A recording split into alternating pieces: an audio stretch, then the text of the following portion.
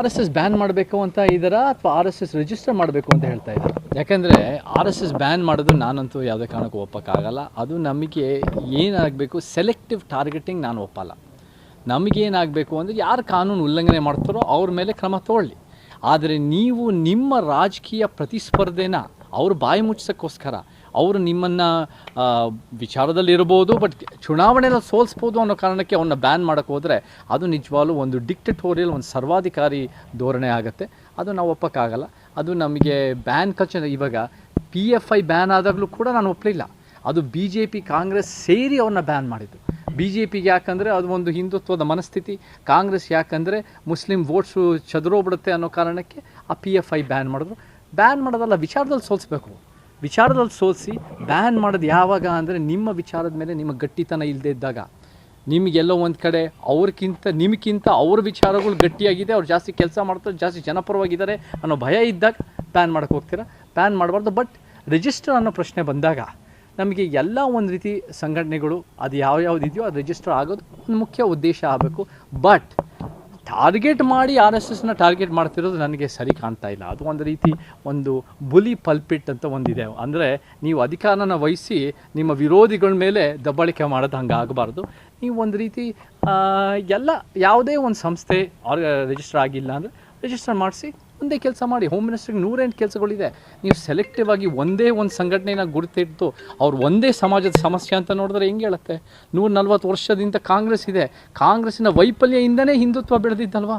ಕಾಂಗ್ರೆಸ್ಸಿನ ವೈಫಲ್ಯದಿಂದನೇ ಜನತಾ ಪಕ್ಷಗಳು ಬೆಳೆದಿದ್ದಲ್ವ? ಕಾಂಗ್ರೆಸ್ಸಿನ ವೈಫಲ್ಯದಿಂದನೇ ಸಮಾಜವಾದಿ ಪಕ್ಷ, ಕಮ್ಯುನಿಸ್ಟ್ ಪಕ್ಷ ಮತ್ತು ನಮ್ಮ ಸತ್ಯಪಂಥ, ಅಂಬೇಡ್ಕರ್, ಪೆರಿಯಾರ್, ಕಾಂಶಿರಾಮ್ನ ಸಮಾನತಾವಾದನೂ ಬೆಳೆದಿದೆ. ಸೊ ಕಾಂಗ್ರೆಸ್ಸೇ ಮೂಲ ಸಮಸ್ಯೆ. ಇವೆಲ್ಲ ಸಮಸ್ಯೆಗೂ ಒಂದು ಸರಿಪಡಿಸಿ ಅಂತ ನಾವು ನಿರೀಕ್ಷೆ ಮಾಡ್ತೀವಿ ಹೊರತು ನಿಮ್ಮ ಪ್ರತಿಸ್ಪರ್ಧಿ ರಾಜಕೀಯ ವಿರೋಧಿಗಳನ್ನ ಬ್ಯಾನ್ ಮಾಡೋದು ಅಥವಾ ಅವ್ರ ಮೇಲೆ ಟಾರ್ಗೆಟ್ ಮಾಡೋದು ಸರಿ ಕಾಣಿಸ್ತದೆ. 7 ಅಂಶಗಳನ್ನು ಅವ್ರು ಮುಂದಿಟ್ಟಿದ್ದಾರೆ ಸರ್. 7 ಅಂಶಗಳನ್ನು ಮುಂದೆ ನಮ್ಮ ಗಮನಕ್ಕೆ ತರಬೇಕು ಅಂತೇಳಿ ಪತ್ರ ಬರೆದಿದ್ದಾರೆ ಮೋಹನ್ ಭಾಗವತ್ ಆಗಲಿ. ಅದು ಅವರು ನನಗೆ ಫಸ್ಟ್ ಆಫ್ ಆಲ್ ನಮಗೆ ಎಲ್ಲ ಒಂದು ಪಾರದರ್ಶಕವಾಗಿರಬೇಕು. ಪಾರದರ್ಶಕತೆ ನಮಗೆ ಭಾಳ ಮುಖ್ಯ. ಯಾವುದೇ ಸಂಸ್ಥೆ ಇರ್ಬೋದು, ಅದು 100 ವರ್ಷದ ಸಂಸ್ಥೆ ಇರ್ಬೋದು, ಅದು ಹೊಸ ಸಂಸ್ಥೆ ಇರ್ಬೋದು, ಅದು ಒಂದು ಪಾರದರ್ಶಕವಾಗಿ ಅದು ರಿಜಿಸ್ಟರ್ ಆಗೋದು ಒಳ್ಳೆಯದೇ. ನನಗೆ ಅದ ಪ್ರಕಾರ ಅದು ಒಳ್ಳೆಯದೇ. ಸಮಾಜ ಸೇವೆ ಮಾಡಲಿ, ಮುಂದುವರಿಸಲಿ, ಒಳ್ಳೆ ಕೆಲಸ ಮಾಡಲಿ. ಅದು ಆರ್ಥಿಕವಾದ ಹಣಕಾಸಿನ ವಿಚಾರನೂ ಕೂಡ ಪ್ರಾಮಾಣಿಕತೆ ಮತ್ತು ಪಾರದರ್ಶಕತೆ ಇರಬೇಕು. ಅದು ಕೂಡ ಮುಖ್ಯನೇ. ನನಗೆ ಏನು ಸಮಸ್ಯೆ ಅನಿಸುತ್ತೆ ಅಂದರೆ RSSನ್ನು ಪ್ರಶ್ನೆ ಮಾಡ್ತಿರೋ ಸಮಸ್ಯೆ ಅಲ್ಲ, ಬರೀ RSSನ ಪ್ರಶ್ನೆ ಮಾಡ್ತಾರೆ ನನಗೆ ಸಮಸ್ಯೆ ಅನಿಸುತ್ತೆ. ನೀವು ಇನ್ಯಾವ ಎಷ್ಟು ಒಂದು ರೀತಿ ಈ ಕಾರ್ಪೊರೇಟ್ ಕಂಪನಿಗಳು ಎಷ್ಟು ಲೂಟಿ ಮಾಡ್ತಾ ಇದ್ದಾರೆ, ಎಷ್ಟು ಒಂದು ರೀತಿ ಈ ರಿಯಲ್ ಎಸ್ಟೇಟ್ ಮೈನಿಂಗ್ ಮಾಫಿಯಾಗಳು ಎಷ್ಟು ಕೊಳ್ಳೆ ಹೊಡಿತಾ ಇದ್ದಾರೆ. ಅದನ್ನು ಯಾವುದೋ ಕಾರಣಕ್ಕೂ ಪ್ರಶ್ನೆ ಮಾಡಿದೆ ಅವ್ರ ಮೇಲೆ ಒಂದು ರೀತಿ ಕಡಿವಾಣ ಹಾಕ್ತೆ ನೀವು ಒಂದು ಸೆಲೆಕ್ಟಿವ್ ಆಗಿ ನೀವು ಒಂದು ಸಂಸ್ಥೆನ ಟಾರ್ಗೆಟ್ ಮಾಡ್ತೀರಾ ಅಂದರೆ ಅದೆಷ್ಟು ಮಟ್ಟಿಗೆ ಸರಿ ಅಂತ ಪ್ರಶ್ನೆ ಬರುತ್ತೆ. ನಾನು ಅದನ್ನು ನೋಡಬೇಕು. ನನಗೆ ಅದನ್ನು ಏನು ಡೀಟೇಲ್ಸ್ ಇದೆ ಗೊತ್ತಿಲ್ಲ. ನನಗೆ ಜ್ಞಾಪಕ ಇದೆ 1 ವರ್ಷದ ಹಿಂದೆ ಅವರು ಅದನ್ನು ಒಂದು ಪಬ್ಲಿಕ್ ಸ್ಪೇಸಸ್ನಲ್ಲಿ ಅವನ್ನ ಒಂದು ರೀತಿ ಬ್ಯಾನ್ ಮಾಡಬೇಕು ಅಂತ ಅಥವಾ ನಿಷೇಧ ಮಾಡಬೇಕು ಅಂತ ಕ್ಲಿಯರಾಗಿ ಬರೆದಿದ್ದು. ಅದು ಭಾಳ ವಿರೋಧ ಬಂತು. ಅದು ಕೋರ್ಟ್ನಲ್ಲೂ ವಿರೋಧ ಆಯಿತು. ಅದು ನಾವು ಹೇಳಿದ್ವಿ, ನೋಡಿ ನಾವು RSSನ ಸಿದ್ಧಾಂತನ ಒಪ್ಪಲ್ಲ. ಅವ್ರ ಸಿದ್ಧಾಂತ ಬೇರೆ, ನಮ್ಮ ಸಿದ್ಧಾಂತ ಬೇರೆ. ಆದರೆ ಅವರ ವಿಚಾರನ ಮಂಡನೆ ಮಾಡೋ ಹಕ್ಕನ್ನು, ಅಭಿವ್ಯಕ್ತಿ ಸ್ವಾತಂತ್ರ್ಯನ ಸಂವಿಧಾನದಲ್ಲಿರೋದು ನಾವು ಎತ್ತಿ ಹಿಡಿತೀವಿ. ಸೊ ಈ ಕಾಂಗ್ರೆಸ್ ಪಕ್ಷ ಏನು ಮಾಡುತ್ತೆ ಎಷ್ಟೋ ಸಲ ಅಂದರೆ ಸಂವಿಧಾನ ಅಂತ ಜೈವಿಂದ ತೆಗೆದು ತೋರಿಸಿ ನಿಜ ಹೇಳಬೇಕಂದ್ರೆ ಹಿಂದೆಯಿಂದ ಉಲ್ಲಂಘನೆ ಮಾಡ್ತಾ ಬರುತ್ತೆ. BJP ನೇರವಾಗಿ ಸಂವಿಧಾನ ಉಲ್ಲಂಘನೆ ಮಾಡ್ತಾರೆ. ಇವರಿಂದ ಏನೂ ವ್ಯತ್ಯಾಸ ಇಲ್ಲ. ಸಂವಿಧಾನ ಎತ್ತಿ ಹಿಡಿತಿರೋರು ಯಾರಾದರೂ ಇದ್ದರೆ ಅದು ನಮ್ಮಂಥ ಸಮಾಜ ಸಮಾನತಾವಾದಿಗಳು ಮಾತ್ರ. ಸೊ ನಾವು ಸಂವಿಧಾನ ಎತ್ತಿ ಹಿಡಿದು ಅಭಿವ್ಯಕ್ತಿ ಸ್ವಾತಂತ್ರ್ಯ ಎತ್ತಿ ಹಿಡಿಬೇಕು. ಆ ವಿಚಾರನ ನಿಮ್ಗೆ ನಿಜವಾದ ಅಭಿವ್ಯಕ್ತಿ ಸ್ವಾತಂತ್ರ್ಯ ಏನು ಅಂದರೆ ನಿಮ್ಗೆ ಒಪ್ಪೋ ವಿಚಾರಗಳು ಪ್ರಸ್ತಾಪ ಮಾಡಿದಾಗಲ್ಲ, ನೀವು ಸೈದ್ಧಾಂತಿಕವಾಗಿ ಒಪ್ಪದೇ ಇರೋ ವಿಚಾರನೂ ಕೂಡ ನೀವು ಸಹಿಸ್ಕೊಳ್ಳೋದು, ಅದನ್ನು ಕೂಡ ಅವರು ಹಕ್ಕನ್ನು ಉಳಿಸ್ಕೊಡೋದೇ ಅಭಿವ್ಯಕ್ತಿ ಸ್ವಾತಂತ್ರ್ಯ. ಅದನ್ನು ಹೋಮ್ ಮಿನಿಸ್ಟರ್ ಆಗಿರೋರು ಆ ಒಂದು ಅಧಿಕಾರ ಜಾಸ್ತಿ ಇದ್ದಷ್ಟು ಜವಾಬ್ದಾರಿ ಜಾಸ್ತಿ ಆಗುತ್ತೆ. ಸೊ ಆ ಅಧಿಕಾರ ಜೊತೆ ಜವಾಬ್ದಾರಿಯಿಂದ ಅವರು ಅದನ್ನು ಮುಂದುವರಿಸಲಿ ಅಂತ ನಾವು ನಿರೀಕ್ಷೆ ಮಾಡ್ತೀವಿ.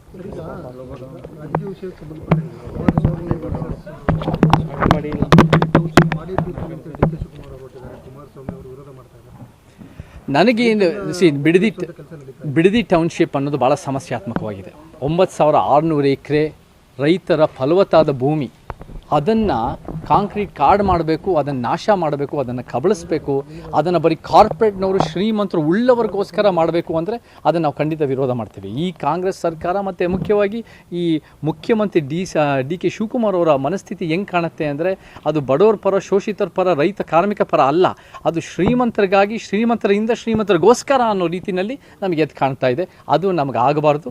ನನಗೆ ಗೊತ್ತಿರೋ ಪ್ರಕಾರ ಎಚ್ ಡಿ ಕುಮಾರಸ್ವಾಮಿಯವರು ಕೂಡ 2013-14 ಕೂಡ ಆ ಬಿಡದಿ ಟೌನ್ಶಿಪ್ ಪರ ಇದ್ದರು. ಅದನ್ನು ನಮಗೆ ಇವಾಗ ಅವ್ರು ವಿರೋಧ ಮಾಡ್ತಿರ್ಬೋದು. ಈ ಆಳುವ ಶಕ್ತಿಗಳು, ಈ ಒಂದು ಬಂಡವಾಳಶಾಹಿ ಶಕ್ತಿಗಳು, ಈ ಒಂದು ಬರೀ ದುಡ್ಡು ಮಾಡ್ಕೊಳ್ಳೋ ಕಾರ್ಪೊರೇಟ್ ಬೇಸ್ಡ್ ಮನಸ್ಥಿತಿ, ಬಿಸ್ನೆಸ್ ಮನಸ್ಥಿತಿ ಇರೋ ಸರ್ಕಾರಗಳಿಂದ ಯಾವುದೂ ಪ್ರಯೋಜನ ಇಲ್ಲ.